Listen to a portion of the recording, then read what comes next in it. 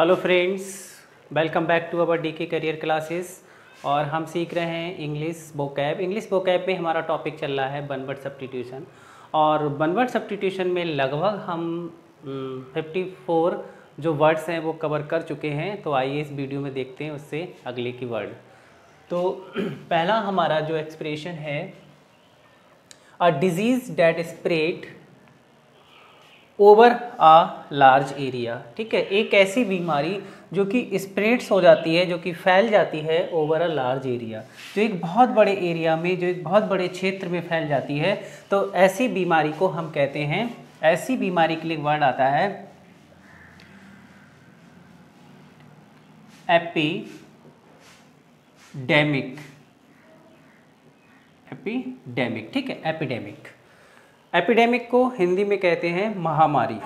अब एक नेक्स्ट है, a disease prevailing in a locality, मतलब एक ऐसी बीमारी जो केवल एक लोकल एरिया में फैलती है, यानी वो एक रस्टिक क्षेत्र में फैल सकती है, आपके गांव में फैल सकती है, या फिर कह सकते हैं आपके छोटे से कस्बे में फैल सकती है। तो वो बहुत ही कम क्षेत्र में जो फैलती है, तो इस प्रकार की बीमारी जो होती है वो कहलाती है एंडेमिक कहलाती है।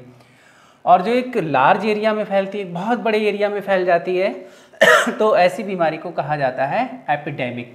जो लार्ज एरिया में फैलने वाली जो बीमारी होती है वो शहर है, या आप कह सकते हैं कि स्टेट में, राज्य में भी फैल सकती है, राज्य तक जा सकती है। इसके बाद नेक्स्ट जो है 57, a disease that spreads over a whole country.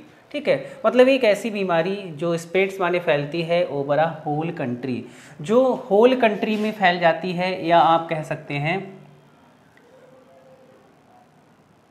Whole world.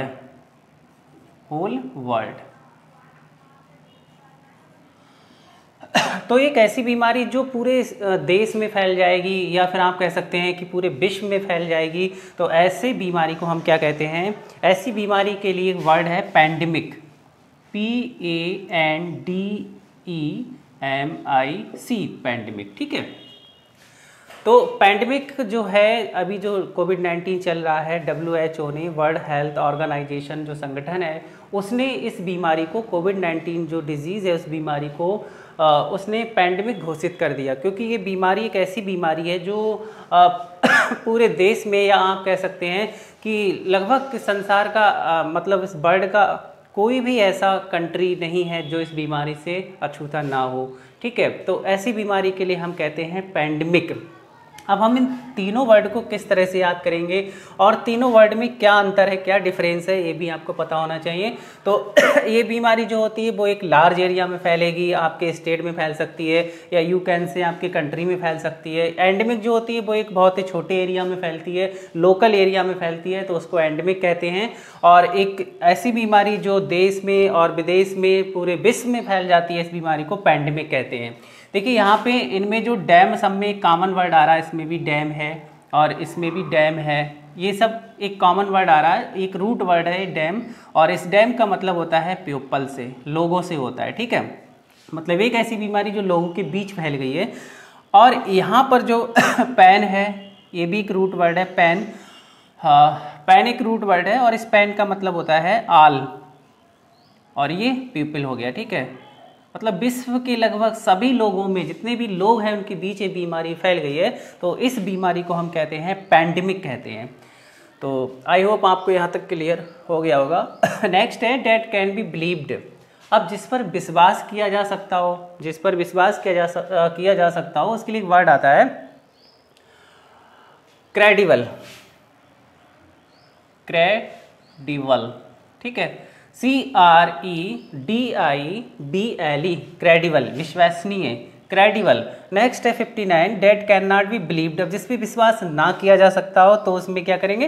यही हम क्रेडिबल लिखेंगे, क्रेडिबल को लिखेंगे, और क्रेडिबल में एक प्रीफिक्स जुड़ जाएगा, इन जुड़ जाएगा। ठीक है, इन जो होता है वो विदाउट या नॉट, इससे मतलब होता है नॉट या विदाउट से, तो नॉट हो गया यहाँ पर क्रेड। ये क्रेड देखिए, इसमें जो क्रेड है एक रूट वर्ड है, ये भी एक रूट वर्ड है, और इसका मतलब फैथ होता है, विश्वास से। तो इनक्रेडिबल हो गया, क्रेडिबल हो गया। जिस पर विश्वास किया जा सकता हो इज कॉल्ड क्रेडिबल, और जिस पर विश्वास ना किया जा सकता हो इज कॉल्ड इनक्रेडिबल। अब नेक्स्ट हमारा वर्ड है the comic picture drawn by the artist, मतलब एक कॉमिक पिक्चर, एक हास्य पिक्चर, एक ऐसी पिक्चर जिसे देखकर आपको हंसी आए, मतलब कार्टून, जैसे कोई कार्टून बना देते हैं, कार्टून वाली जो पिक्चर होती है, जो तस्वीर होती है और वो किसी आर्टिस्ट द्वारा बनाई जाती है, ड्रॉन की जाती है, खींची जाती है, तो उसको हम कहते हैं, देखिए इसको कैसे हम लिखेंगे, कार थी, ठीक है, कार में मैं बैठा हुआ था, आई माने हो गया मैं, कार में मैं बैठा हुआ था और मैंने कार में एक बिल्ली की, किसकी, कैटानी बिल्ली की क्या बनाई, बिल्ली की एक तस्वीर बनाई, इसमें आरी और जोड़ देंगे, ठीक है, कैरी, सॉरी गलत हो गया, आरी नहीं जोड़ेगा, यू आर जोड़ेगा, ठीक है, यू आर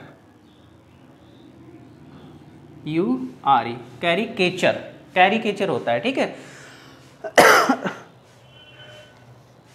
हाँ, तो इसका मतलब होता है व्यंग्य चित्र। तो आपको इस ट्रिक से याद हो जाएगा कि कार में मैं बैठा हुआ था, आई माने मैं बैठा हुआ था, मैंने वहाँ पर एक बिल्ली की तस्वीर बनाई, ठीक है, इस तरह से कोई ठीक है, इस तरह से बनाई होगी, शायद बनानी नहीं आ रही, कार्टून की तरह बन गई है, जिससे देखकर आपको हंसी आए, आपको भी इसे देखकर हंसी आ रही होगी। तो ये जो तस्वीर है बिल्ली की बनी हुई, तो इस पिक्चर को क्या कहेंगे, कैरिकेचर कहेंगे, ठीक है, कैरिकेचर, व्यंग्य चित्र। Next, the artist who draws the comic picture, एक आर्टिस्ट, एक कलाकार जो कि खींचता है, जो कि बनाता है द कॉमिक पिक्चर, मतलब एक ऐसा कलाकार जो कॉमिक पिक्चर को बनाता है, हास्य पिक्चर को बनाता है, इज कॉल्ड, तो उसके लिए वर्ड आता है, यही लिखेंगे सेम, पहले कार लिखेंगे, कार हो गया, आई, कैचो करेंगे, हाँ, आर तक लिखेंगे सेम, ठीक है। अब इसमें मैंने आपको बताया था कि एक जो क्या कहते हैं सफिक्स होता है, आईएसटी वाला जो सफिक्स होता है वो उस वर्ड में जुड़ता है। जैसे यहाँ पर ये जो आर्टिस्ट है वो कॉमिक पिक्चर बनाने में इन्वॉल्व है, तो इसमें हम आईएसटी जोड़ेंगे। जब हम कोई सफिक्स जोड़ते हैं या कोई और वर्ड को ऐड करते हैं तो जनरली ई क्या होता है उसको हम हटा देते हैं, तो ई को हटा देंगे और इसमें हम जोड़ देंगे आईएसटी। तो ये हमारा वर्ड जो है वो बन गया कैरिकेचरिस्ट। तो कैरिकेचरिस्ट कौन होता है? जिसने इस पिक्चर को बनाया। अभी मैंने इस पिक्चर को बनाया था तो आप मुझे कैरिकेचरिस्ट कह सकते हैं, ठीक है। तो ये हमारे कुछ वर्ड हैं, आइए लेते हैं कुछ और वर्ड्स।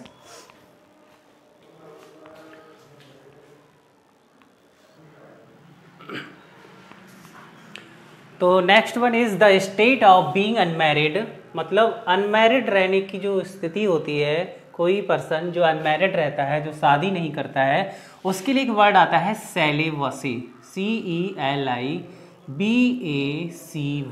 सेलिबसी का मतलब होता है ब्रह्मचर्य। इसका मतलब क्या होता है? ब्रह्मचर्य। हिंदी आप खुद लिख लीजिए, ठीक है। सेलिबसी का मतलब होता है ब्रह्मचर्य। इसको हम कैसे मेमोराइज करेंगे?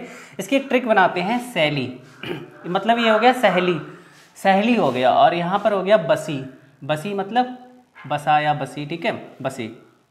तो इसकी ट्रिक बनाइए कि सपोज करिए मतलब इसकी एक ट्रिक बनाइए कि आपकी एक सहेली है, उनका घर जो था वो नहीं बसा।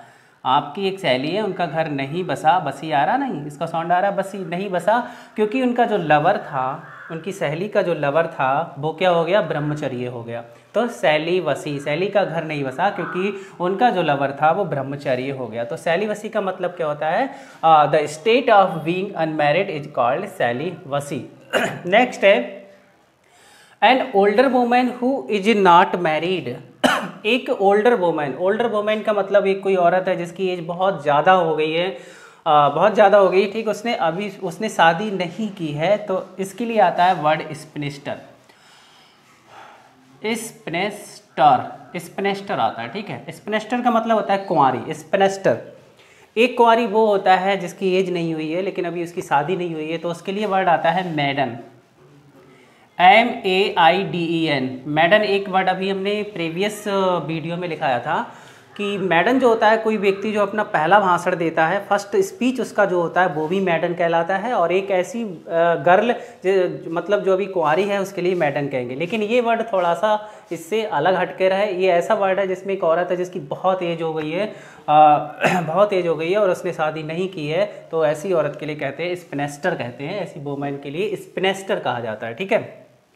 अब कोई एक ऐसा पर्सन है जो मतलब जिसने शादी नहीं की है, तो उसके लिए वर्ड आता है बैचलर, BACHELOR, बैचलर, वही bachelor of art, bachelor of science, ठीक है। बैचलर BACHELOR, बैचलर जो होता है इसका मतलब होता है कुंवारा, इसका मतलब क्या होता है कुंवारा।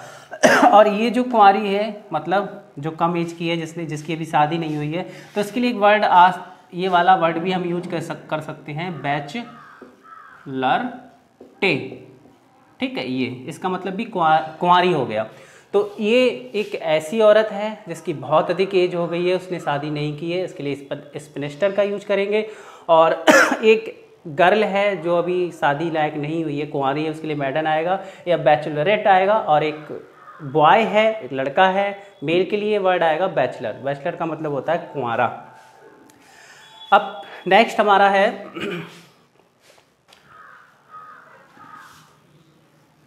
हाँ, नेक्स्ट वर्ड है a place where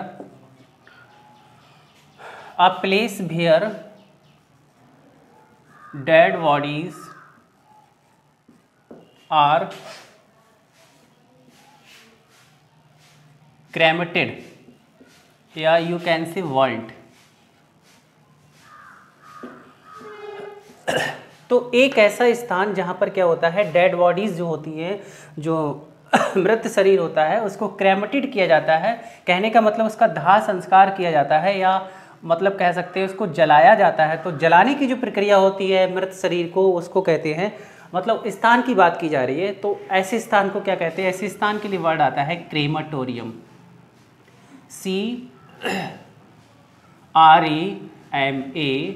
CREMATORIUM, क्रेमाटोरियम, sorry ओ आएगा यहाँ पर, क्रेमाटोरियम होता है, CREMATORIUM, क्रेमाटोरियम। क्रेमाटोरियम हो गया, ठीक है। अब नेक्स्ट है अ प्लेस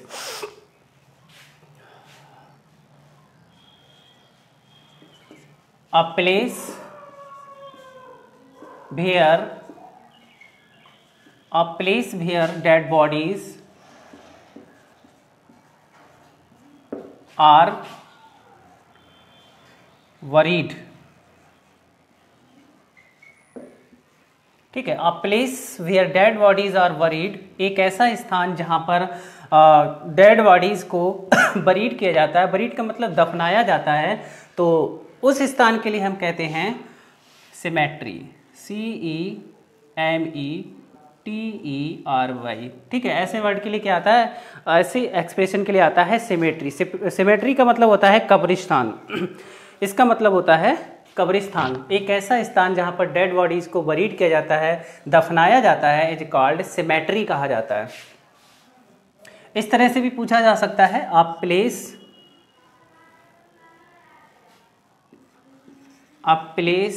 फॉर बरियल्स,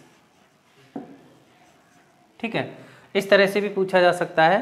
तो a place for burials, a place for burials का मतलब क्या होता है, इसका मतलब होता है सिमेट्री। इस तरह से भी पूछा जा सकता है, इस तरह से भी पूछा जा सकता है। एक ऐसा स्थान जहाँ पर कब्रें होती हैं, ठीक है, जहाँ पर क्या होती हैं, बरियल्स होती है, इज कॉल्ड सिमेट्री कहलाता है।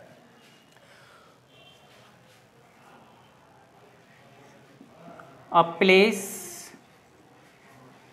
प्लेस इन अ सिटी, ठीक है, a place in a city where dead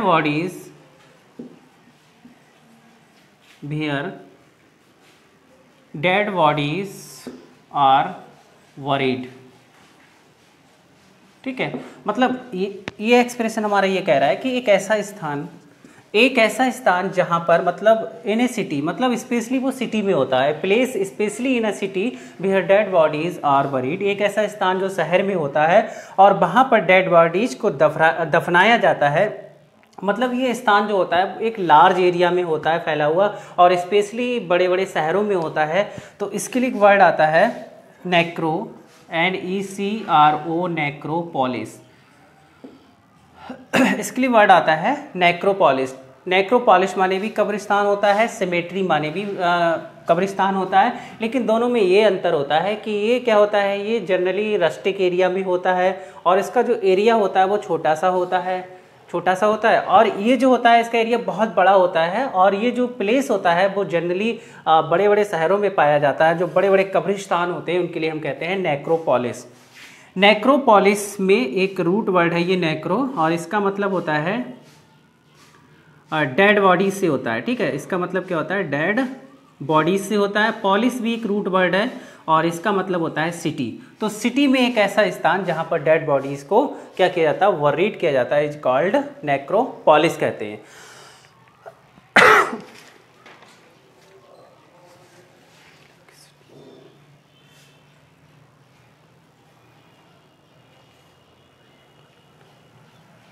अब इसके बाद नेक्स्ट इसी तरह से मिलकर एक वर्ड बना है 67 68। नेक्रो जो रूट वर्ड है इसी से 2-3 वर्ड आपको और लिखा देते हैं, ठीक है। तो वो नेक्स्ट है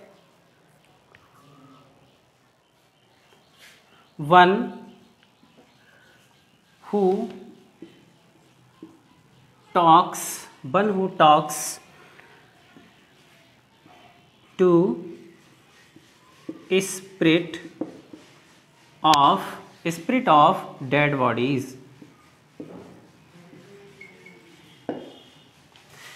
नेक्स्ट एक्सप्रेशन है a practice of talking of spirit of dead bodies।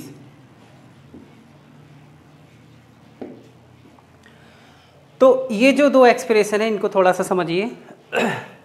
यहाँ पर हमारा जो ये एक्सप्रेशन है कि one who talks to spirit of dead bodies, मतलब एक ऐसा पर्सन जो बात करता है स्पिरिट से ऑफ डेड बॉडीज, जो मृत शरीर होते हैं, जो मरे हुए लोग होते हैं, उनकी आत्मा से जो पर्सन बात करता है, तो उसके लिए एक वर्ड आता है नेक्रो, NECRO, नेक्रोमैंसर, ठीक है। तो नेक्रोमैंसर का मतलब होता है जादूगर कह सकते हैं इसे हम, या ओझा कह सकते हैं। ओझा जो होता है तो एक ऐसा जादूगर होता है जो क्या करता है, जो मौत का खेल खेलता है, ठीक है। जो मृत शरीर होते हैं उनकी आत्माओं से जो बात करता है उसके लिए वर्ड आता है नेक्रोमैंसर। तो नेक्रो इसमें एक रूट वर्ड है और इसका मतलब क्या होता है अभी बताया था, इसका मतलब होता है डेड बॉडीज। और यहाँ पर ये मैन आ गया, ठीक है, मैन माने आदमी। तो एक ऐसा आदमी जो क्या करता है, डेड बॉडीज की स्पिरिट से बातचीत करता है, कॉल्ड नेक्रोमैंसर। तो नेक्रोमैंसर का मतलब क्या होता है, इसका मतलब क्या होता है, जादूगर होता है। जो एक सिंपली जादूगर होता है उसके लिए हम क्या कहते हैं, इसको मैजिशियन कहते हैं। लेकिन ये ऐसा जादूगर होता है जो मौत का खेल खेलता है, ठीक है, इसको हम ओझा भी कह सकते हैं। नेक्स्ट है a practice of talking of spirit of dead bodies. कहने का मतलब मृत शरीर की आत्माओं से बातचीत करने की जो प्रैक्टिस होती है, जो कला होती है जिस व्यक्ति के अंदर, तो उस कला के लिए हम क्या कहते हैं, उस कला के लिए वर्ड आता है नेक्रोमैंसी, NACRO, नेक्रो। सेम इसी तरह से लिखेंगे MAN, मैन, और इसमें AC है, C तक सेम लिखेंगे। इसके बाद यहाँ पर बाई को ऐड कर देंगे, नेक्रोमैंसी। तो नेक्रोमैंसी का मतलब होता है काला जादू, ठीक है, काला जादू। एक ऐसा जादू जो मृत आत्माओं के शरीर से बातचीत करने के लिए यूज किया जाता है, इज कॉल्ड नेक्रोमैंसी। और एक जो सिंपल जादू होता है उसकी अंग्रेजी क्या होती है, उसकी अंग्रेजी मैजिक होती है, MAGIC, मैजिक होती है, स्पेल्ट होती है।